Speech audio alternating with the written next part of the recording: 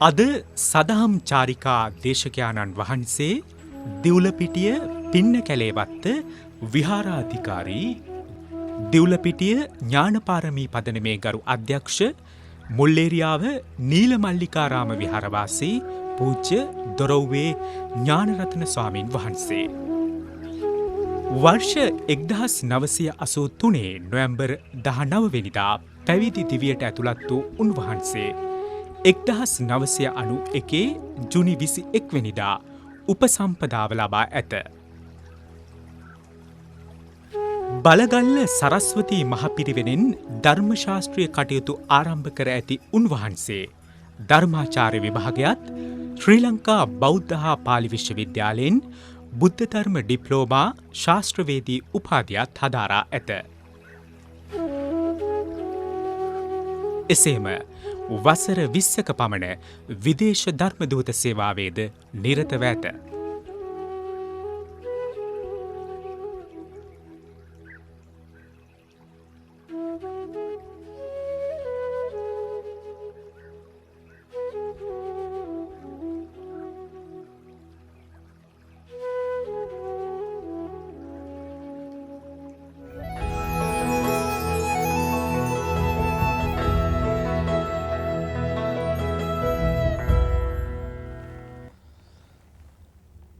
නමෝ තස්ස භගවතු අරහතෝ සම්මා සම්බුද්දස්ස.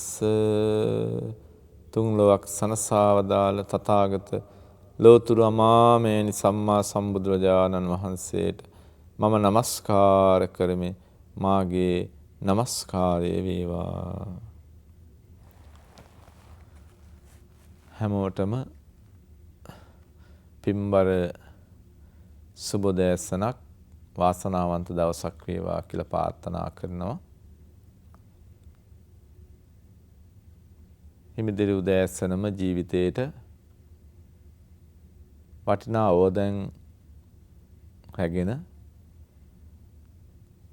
ජීවිතේට අරුතක් එක් කරන රූපහානිය මහගෙදර ස්වාදී රූපහානියේ සඳහන් චාරිකාව තුළින් දැනුම අවබෝධය ලබන්නට සූදානමින් සිටින ලක්වාසි ලෝවාසි වාසනාවන්ත පින්වත්නි.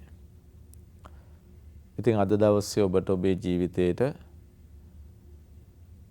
වටින ඕදානක් ලබා දෙන්න කියලා කල්පනා කළා. දැන් මේ කොරෝනා වසංගතේ හැදුනට පස්සේ පින්වත්නි එක්තරා නිවසක පිරිත් දේශනාවකට මම වැඩම කළ වෙලාවේ ඒ නිවසේ හිටිය බෞද්ධ නෝන අන්‍යාගමික මහත්මයෙක් තමයි අවසානයේ මාව විහාරස්ථානයට වැඩමවගෙන එන්නට ආවේ ඉදිරිපත් වුණේ. එතකොට මේ මහත්මයා මාත් එක්ක එන ගමන් වාහනේ කතා කර කර ආවේ. ඉතින් එතුමාණන්ගේ නිවසේ එතුමා ලස්සන සිහිවටන එකතු කරලා තියෙනවා. ඉතින් මේ සිහිවටන අතර එතුමාගේ තියෙනවා සීලම ආගම් වල ගරු කිරීමක් හැටියටත් වඩා එතුමා ප්‍රියයි කිව්වා ඒ අයගේ ඡායාරූප පින්තූර කැටයම් එකතු කරලා තියාගන්න. ඉතින් එතුමාට එක එක විදිහේ බුදුහාඳුරන්ගේ පින්තූර එක එක රටවල සංචාරයට ගියාම ඉන්දියාවේ ඉන්දුනීසියා වගේ රටවල චීනේ ජපානයේ වගේ ගෙනාපු බුදු පිළිම තිබුණා. ඊළඟට ක්‍රිස්තුස් වහන්සේගේ නම එක එක අනිත් ආගම් හැමෝම අද වල පින්තූර එතුමාගේ මේ ඡායාරූප එකතු වෙ නැත්තම් මේ එකතු කරලා තිබුණු සිහිවටන එකේ තිබුණා. ඉතින් එතුමාණන්ට මේ විස්තර කතා කරලා ඉතින් දවසක මට ඒ නිවසට වඩින්න කියලා මට එතුමා ආරාධනා කළා. ඉතින් ටික දවසකට පස්සේ මම එතුමා නිවසට වැඩම කළා. එතුමා එක්කගෙන යන්න මම එදා එතුමාණන්ට බුදු පිළිමයක් තමයි අරගෙන ගියේ නිවසට. ඉතින් අර සියලුම පින්තූර තියෙන අල්මාරියේ වීදුරු කබඩ් එකේ අර සුදු සම්බුදු හාමුදුරුවන්ගේ පින්තූරය තැන්පත් කරා. ඉතින් අර සියලු පින්තූර අතර මේක සුදු නිසා කැපී පෙනෙන බවකුත් තිබුණා. හැබැයි එතුමා මේ පින්තූර එකතු කළාට මේ ආගමිකයගේ චරිත ගැන එතුමා එච්චර කියවන්න පුරුදු වෙලා තිබුණේ නැහැ. නමුත් එතුමා උපතින් කිතුණු කෙනෙක් නිසා බයිබලය ගැන ඒ ගැන කියවලා තිබුණා. ඉතින් එතුමාලන්ට මේ කතා බහ අතර මම කිව්වා ඔබතුමා මේ අන්‍යාගමික ඉගැන්වීම් පිළිබඳ කියවන එක හරිම වටිනවා. ඒකෙන් හොඳ ඥානයක් ලබා ගන්න පුළුවන්, අවබෝධයක් ලබන්න පුළුවන්. ඉතින් ඒ සඳහා හොඳ පොතක් කියවන්න කියලා. ඉතින් එතුමා නම් මම ඇහුවා දැන් බුදුදහම ගැන කියවනවා නම් හොඳ පොත මොකක්ද කියලා. ඉතින් මම එතුමාලන්ට ඒ වෙලේ කිව්වා මහත්තයා කියවනවා නම් හොඳම පොත තමයි අපේ අපවත් වදාළ අති ගෞරවනීය මහාචාර්ය වල්පොල රාවල හාමුදුරන්ගේ බුදුන් වදාළ ධර්මය. මම මේ එතුමාලන්ට පොතකුත් පරිත්‍යාග කළා. ඉතින් බුදු චරිතාශ්‍රිතව යම් දේවල් එතුමා කිව්ව අන්තර්ජාලය ඔස්සේ තිබුණා. ඉතින් එතුමාගේ සිතක් තිබුණා. හැමදාම හවස ගෙදර යාළුවෝ 4-5 දෙනෙක් එකතු වෙලා ඉතින් හවසට එතුමා පුරුද්දක් හැටියට නිතිපතාම ඉතින් සතියේ දවස් 2-3ක්ම එයා ජීවිතේ එතුමා කියන්නේ මේ ඉන්නකම් මේ ජීවිතේ ලයිෆ් එක එන්ජොයි කරන්න ඕනේ. ඉතින් ඒක නිතර එතුමා කියනවා. දැන් අපි මාත් එක්ක ඉතින් බොහොම කුළුපග වුණා. හැම දෙයක්ම කතා බහ කරනට. ඉතින් හවසට යාළුවෝ කීප දෙනෙක් එකතු වෙලා මේ ගෙදර ඩ්‍රින්ක් එක ගන්නවා. ඉතින් එතුමා මේ ආගමික ශාස්ත්‍රඥයන්ගේ චරිත ගැන කියවන්න ටික ටික පුරුදු වෙනකොට එතුමාට දැනුණා මම මේ ගෙදර මෙච්චර වටින ආගමික ශාස්ත්‍රඥයන්ගේ පින්තූරක් තියාගෙන මේ කරන වැඩේ වැරදි. හැබැයි මම එතුමාට මේ කරන ඔබතුමා මේ කරන එක මේ දේවල් වැරදි කියලා මම කිව්වේ නැහැ. නමුත් මම කිව්වා ශාස්ත්‍රඥයන් උගන්වන දේවල්. බුදුදහම ගැන අධ්‍යයනය කරනකොට ඔබතුමා පන්සිල් ගැන හොඳට කියවන්න. ඊළඟට එතුමාගේ ආගමේ හැටියට දසපන්ත ගැන කියවන්න. එතුමා මේවා ගැන අධ්‍යයනය කළා. පින්දින මාස 3-4ක් යනකොට වැඩි කාලයක් නෑ මාස 8ක දැන් මේ වෙනකොට 9ක වගේ කාලයක අපේ ඇසුර එතුමා ගෙදර අර සියලු යාළුවෝ එකතු වෙලා ගන්න හවසට බොන එක ඒව ගෙදර නැවැත්තුවා.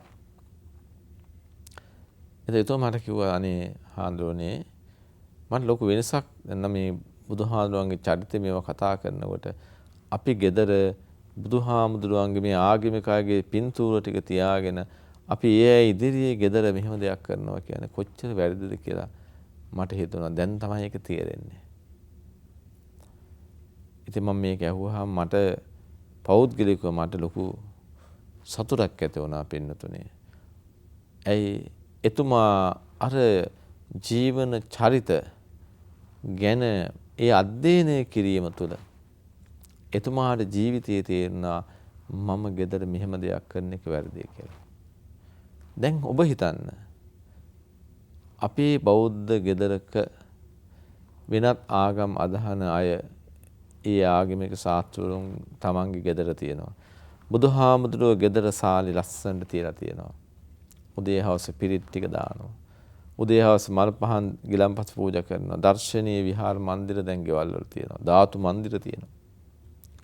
හැබැයි මේ ගෙදර මත්පැන් ටික බොනවා නම් ඒ ගෙදරේ ඉන්න අම්මා තාත්තා දරුවෝ ටික භාර්යා ස්වාමි පුරුෂ අසමගිනම් බේදනම් නරක වැඩ කරනවා දුසිරිත කරනවා නම් ඒ ගෙදර බුදුහාමුදුරුවෝ වැඩ ඉන්න එක සාධාරණ නැද්ද? ඔබ හිතන්න. ඔබ බුදුහාමුදුරුවන්ට ලං වෙලාද? ඔබ බුදුහාමුදුරුවන්ගේ ධර්මයේ ජීවිතයට අරගත්තද? ඔබ බුදුහාමුදුරුවන්ගේ ධර්මයේ ජීවිතය තුළ චුට්ටක් හරි හදවතේ බුදුහාමුදුරුවෝ ඔබේ වැඩ ඉන්නවද? ඔබ හිතලා බලන්න. පින්නතුනේ අර කෙනා බුදුහාමුදුරුවන්ගේ අර ශාස්ත්‍රඥයන්ගේ ජීවිත චරිත කියවනකොට වෙනස් වුණා. අපි උදේ හවස බුදුන් වැන්දා අපේ ගෙදර බැරි වුණා තාම තාත්තට අපේ ගෙදර නෑදෑයින්ට ඥාතීන්ට එකතු වෙන අයට මේ මත්පැනින් අපේ ගෙදර නිදහස් කරගන්න. ඔබ සැබෑ බෞද්ධයෙක්ද? ඔබ සැබෑ කිතුණුවෙක්ද? ඔබ සදා මුසල්මාන. ඔබ හිතන්න. ඔබේ ගෙදර ඒ කරනවා නම් කොයි ආගම ඇදුවත් ඔබ වැරදි දෙයක් ඔබ කරන්නේ. එසා මේ අද දවසේ මේ ධම් පණිවිඩය දෙන්නේ බෞද්ධයට විතරක් නෙමෙයි සියලු දෙනාට. ඔබ මේක හොඳට හිතන්න ඕනේ. ඒ නිසා ඔබ ජීවිතේ වෙනස් වෙන්න ඕනේ උතුම් ධහම තුනේ. බුදුහාමුදුරුවන්ගේ ජීවිතය තුනේ. කිතුන්නම් ඔබ අදහනාගේ මේ ශාස්ත්‍රයේ ජීවිතයේ දෙබිල බලන්න. බලන්න අපේ ශාස්ත්‍රය කොච්චරට ලස්සනට මේ ලෝකයේ තුල ධර්මයේ දේශනා කරනකොට මේ දහම් වැඩපිළිවෙල කරනකොට ආත්මාර්ථකාමීන් තොරව පරාර්ථකාමීත්වයෙන් අන්‍යය පිළිබඳ මහත් කරුණාවෙන් මෛත්‍රියෙන් ඉවසීමෙන් ආදරෙන් කොච්චර වැඩ කරලා තියෙනවද? කිසිම දෙයක් අපේක්ෂාවෙන් නෙමෙයි වැඩ කළේ ශාස්ත්‍රවල. ඔබ හිතන්න ඔබ ජීවිතයේ ඔබ කරන කටයුතු වලින් ඔබ ඔබේ ජීවිතය තුළ අන්‍යයට පරාර්ථයෙන් කරුණාවෙන් මෛත්‍රියෙන් මොනවද කරලා තියෙන්නේ? ඉවසීම පුරුදු කරන්න. ඉවසීම. අනුන්ට වෛර කරන දේශ කරන එක නවත්තන්න. ඔබේ හදවතේ බුදුහාඳුන ඉන්නවා නම් ඔබට කවදාවත් බෑ ඔබේ ගෙදර අම්මට තාත්තට විරුද්ධව දරුවෙකුට වචනයක් කියන්න බෑ. ඔබේ ගෙදර බුදුහාඳුරෝ වැඩ ඉන්නවා නම් ඔබේ හදවතේ බුදුහාඳුර වැඩ ඉන්නවා නම් ඔබ ඔබේ ස්වාමි දුවට භාර්යාව නම් ස්වාම පුරුෂයාට කවදාවත් නරක වචනෙන් කතා කරන්න බෑ. දරුවනේ ඔබේ හදවතේ බුදුහාඳුර වැඩ ඉන්නවා නම් ඔබට කවදාවත් ඔබේ අම්මට තාත්තට නරක වචනෙන් හිත රිදෙන්න දුක හිතෙන්න කතා කරන්න බෑ. ඔබේ හදවතේ බුදුහාමුදුරු වැඩ ඉන්නවා නම් ඔබට බෑ අම්මට තාත්තට එරෙහිව පොල්ලක් අතර ගන්න. ඔබේ හදවතේ බුදුහාමුදුරු වැඩ ඉන්නවා නම් ඔබට බෑ ඔබේ අම්මා තාත්තා ගෙදරින් වයසට යනකොට ගෙනල්ලා මහපාරේ අම්බලන් වල වැඩහින්න ආශ්‍රය දාන්න. හදවතේ බුදුහාමුදුරුනේ. හැබැයි අපි බුදුහාමුදුරන්ට උදේ හවස මල් පූජා කරනවා. පූජාවල් තියෙනවා. බුදුහාමුදුර අපේ හදේ නෑ. බුදුහාමුදුරන්ට වැන්දට අපේ හදවතින් වැඳලා නෑ. ලස්සනට බුදුහාමුදුරු සැරසුවට ඔබේ හදවත සැරසිලා නෑ. ලස්සනට ගෙදර ධාතු මන්දිරය හැදලා ලයිට් දැම්මට ඔබේ හදවත ආලෝකමත් වෙලා නෑ. පහන් ලක්ෂයක් පත්තු කරත් හදවත කියන පහන දැල් වෙන්න ඕනේ. කරුණා මෛත්‍රියෙන්. හොඳ හැඟීම් වලින්. පිරිසුදු සිතක් ඔබට හැදිලා නැත්තම් අර කරන පූජාවල් වලින් පළක් තියෙනවද? ඔබ හිතන්න. මේ මම දේශනා කරන්නේ තථාගත බුදුහාමුදුරන්ගේ දහම තුල අපිට ජීවිතය උපවත් කරගන්න විදිය. ඒ නිසා අපි ධර්මයේ තුල තථාගත බුදුහාමුදුරන්ගේ දර්ශනය තුල අනිත් ආගම් අදහනේ ආගම් වලට අනුරූප වේ ආගම් වල ශාස්ත්‍රූන් උගන්වපු දෙයට අනුව අපි වැඩ කරන්නට ඕනේ. ඒ නිසානේ පින්නතුනි අපි සටක් හැටියට අපේ මිනිස්සුන්ගේ කෝ සමගිය. රටක් හැටියට අපේ මිනිස්සුන්ගේ ආදරය. රටක් හැටියට අපේ මිනිස්සුන්ගේ කරුණා මෛත්‍රිය කෝ අපේ. අපිට එහෙම දේවල් නැහැ. බලන්න අපේ රටේ මේ දිනවල කරන නොයේක විදිහේ ස්ට්‍රයික් කළා පහුගිය දවස්වල. ස්ට්‍රයික් කළා. මිනිස්සුන්ට අසාධාරණකම් වෙන්න පුළුවන්. රජයන්ගෙන් යම් යම් දේවල් නොලැබෙන්න පුළුවන්. හැබැයි හදවතක් තියෙනවා නම් ඔබ හිතන්නේ ඒකේ වෙන හානිය. ඔබේ කොහෙද කරුණාව? ආත්ම ලාභය උදෙසා නෙමෙයිද අපි මේ හැම දෙයක්ම කරන්නේ. ඉස්සල්ලාම දහම උගන්වන්නේ අපි යුතුයකම් කරන්න ඕනේ. යුතුයකම් කරනකොට අයිතිවාසිකම් ලබා ගන්න පුළුවන්. හැබැයි අද අයිතිවාසිකම් පමණයි යුතුයකම් නෑ. අද අපේ කටේ කො යුතුයකම්?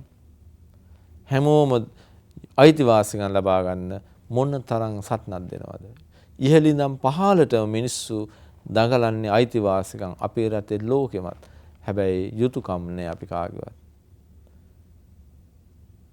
එතකොට ලෝකෙ පහළ වෙච්ච ආගම් ශාස්ත්‍රවල මේ ලෝකෙට උගන්වපු අය අද වැඩක් ගන්නවද මිනිස්සු කියලා හිතනවා. එහෙම ලෝකයකද අපි මේ ජීවත් වෙන්නේ. ඒව ගැන හිතනකොට පින්නත අවංකව අපිටත් කලකිරෙන මිනිස්සු කොහෙද මේ යන්නේ? මේ වටින දහමක් තියාගෙන. එතකොට අර කෙනා ජීවිතයේ අර ආගමික ශාස්ත්‍රවරුන් ගෙදර එකතු කරගෙන ලස්සනට වීදුරු කබඩ් එක දාගෙන තියාගෙන හිටිය කෙනාට එකම අර්ථයක් දුන්නා. ඒ චරිත ගැන කියවන්නකොට මොකද උනේ? එයාට තේරුණා මම මේ ගෙදර මත්පැන් පානය කරන එක, දුම් පානය කරන එක හොඳ දෙයක් නෙමෙයි. ඉතින් අපි බෞද්ධ ගෙවල් වල කොච්චර ගෙදර බුදුහාමුදුරුවෝ තියාගෙන ගෙදර කරනවද? හිතන්න. අපේ ගෙවල් වල බුදුහාමුදුරන්ට වඩා ඉහළින් තියෙනවා. මම සමහර තැන්වල දැකලා තියෙනවා. නොයේක් රටවල බීම කියලා මේ නොයේක් ජාතිය කසිබෝතල ගෙදර වටේටම තියලා තියෙනවා ලස්සනට. කොහෙද ලෝකෙ එහෙම තියෙන්නේ? වෙන කිසිම රටක මම එහෙම දැකන්නේ නැහැ. ලංකාවේ සිංහල මිනිස්සුන්ගේ විතරයි ඔය මම දැක්කේ. වෙන කිසිම ජාතියක වෙන තැන්වල නැහැ. කොහෙන්ද අපිට මේව ඇවිල්ලා තියෙන්නේ? බීපු බෝතල් එකතු කරලා කබඩ් වල දාලා කාට පේන්නද? මොකද්ද මේකෙන් බලාපොරොත්තු වෙන්නේ? හිතන්න. ඉතින් මම මේ බුදුහාඳුර වැඩ ඉන්නේ ගෙදර මේ. බුදුහාඳුරන්ගේ පින්තූරෙත් තියෙනවා. අනිත් පැත්තේ ඒවත් තියෙනවා. අපි කොහොද යන්නේ? ඉතින් මේවා ගැන ඔබ හිතන්න, කල්පනා කරන්න. ඒ නිසා සංසාර ගමන ඉතින් ඉවසීම, වෛර නොකර ජීවත් වෙන එක කොච්චර වටිනවද? මට අර පුංචි බණ කතාවක් මතක් වෙනවා. හරිම ලස්සනයි. දීර්ඝ කතාවක් බොහොම කෙටියෙන් දේශනා පැහැදිලි කරොත් අනුරුද්ධ මහරහතන් වහන්සේගේ සොහොයුරියක් හිටියා. රෝහිණී කියලා නැගිනිය. ඇයට ඇඟේම තිබුණ කුෂ්ඨ රෝගයක්. කුෂ්ඨ රෝගයක්. ඇඟ පුරාම කුෂ්ඨ දාලා ඇයට කසනවා. ඒ ලස්සනයි. නමුත් කුෂ්ඨ රෝගයක් තිබුණා. ඇයට තිබුණ සියලුම ආභරණ රන්නිදී මුතු ඔක්කොම ඇයගේ ඒවා කන කර එකතු කරලා ඇය වික්කා. විකල්ලා ඒ ගත්ත මුදලින් ඇය පන්සලක හැදුව ශාලාවක්. ඒ මුදලේ හැටියට ශාලාවක් හදලා ඇය හැමදාම මේ පන්සලට යනවා. මේ මලු පෙත් මං අමදිනවා. වත් පිළිවෙත් කර කර කාලයක් යනකොට ඇඟේ තිබුණු කුෂ්ඨ ටික අඩු වෙන්න ගත්තා. පින්නතුනේ ඇයට මේ විදිහට මේ සියලු දේවල් ලැබිච්ච පින් අන්ත ශරීරයක් ලැබිච්ච මනුෂ්‍යාත්මය ලැබපු ඇයට ඇයි එහෙම වුනේ? පින්නතුනේ ඒක ආත්ම භාවයක බ්‍රහ්මදත්ත රජතුමාගේ අගමෙහෙසිය හැටියට ඇය ඉපදලා ඉන්නවා. අගමෙහෙසිය. හැබැයි රජතුමාගේ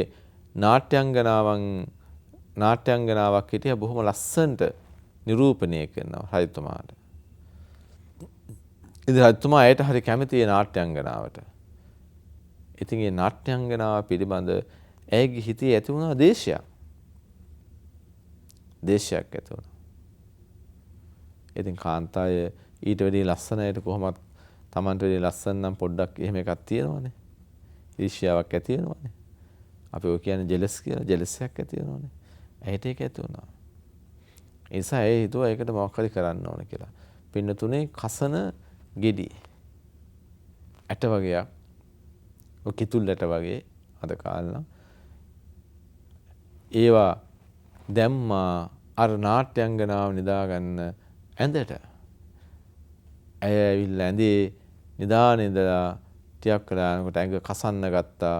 එහෙට මෙහෙට දුව කසනවා හොගාලා. ඒ කසන ඇයි වේදනාවෙන් කසකසා ඉන්න දිහා අර බිසව අගමෙහෙසිය බලාන සන්තෝෂ වුණා, සතුටු වුණා. දේශයෙන් ඒ කලේ ඒ කරපු විපාක තමයි පින්නතුනේ අනුරුද්ධ මහරහතන් වහන්සේගේ නැගිනිය වෙලා ඉපදුන රෝහිණී කියන ආත්ම භාවයේ ඇයට ඇඟේ අර විදිහේ කුෂ්ඨ දැම්මේ. කොච්චර විඳවිල්ලක් වුණාද? අර එක්කෙනෙකුට අර විදිහේ දෙයක් කරලා ඒක දේශයෙන් කළේ. පින්නතුනේ අපේ රටේ මිනිස්සු කොච්චර දේශයෙන් දේවල් කරනවද? ඔබ හිතන්න මේ බණහන ඔබේ හිතේ කොච්චර එක එක දේවල් නිසා දේශය ඇති වෙලා තියෙනවද? පින්නතුනේ මේක වහාම නැති කරගන්න. ඔය ලෙඩ දුක් කරදර මානසික ප්‍රශ්න වලට දේශය හරිම භයානකයි. ඇයි මේ අපි විහිල් එඩ හදාගන්නේ? හොඳ හිතක් හදාගන්න. මෛත්‍රී සිත ඇති කරගන්න. පිරිසුදු සිතක් ඇති කරගන්න. දේශය මේ ජීවිතේ නෙමේ සසර ජීවිතෙත් ඔබට මහා දුක් විපාකගෙන දෙන එකක්. භයානක ඵල දෙන දෙයක්. අපේ මිනිස්සු දැන් දේශයෙන් ඔක්කොම දේවල් කරන්නේ. පෙළපාලි යනවා නොඑක් ඒවා කරනවා කෑකෝ ගහනවා බලන්න මේ දේශීය වපුරන හැටි මිනිස්සු.